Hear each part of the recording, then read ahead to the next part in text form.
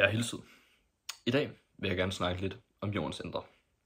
Og til det formål, så har jeg medbragt mig en model, en tegning, 100% nøjagtig tegning af jordens indre, repræsenterer virkeligheden, og naturligvis min trofaste pegepind.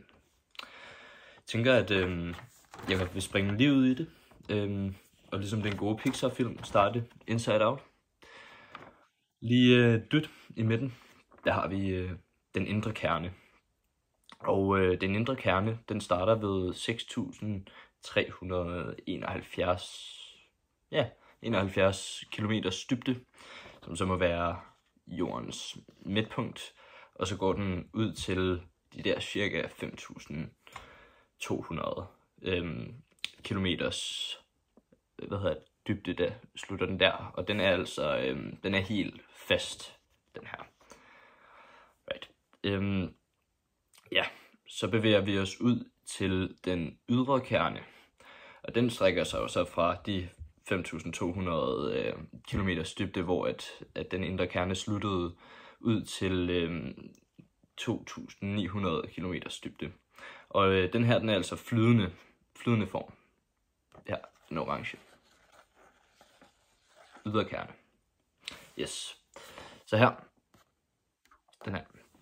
Der har vi mesosfæren. Mesosfæren, den strækker sig fra 2.900 km dybde, der hvor den er sluttet, til ca. 660 km dybde. Og den er altså solid. Den er delvis fast.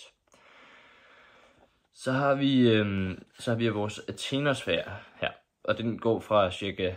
de 660 km dybde op til cirka 70 km dybde, hvor at litosfæren så begynder, og de hænger lidt sammen, de her lag. Man kan kalde dem for den øvre kappe. Men både Athenosfæren og litosfæren er altså er fast. Ja. Som mig og mit produktionshold sidder her og redigerer, så indser vi, at der er en kritisk fejl i den information, der bliver udleveret i videoen.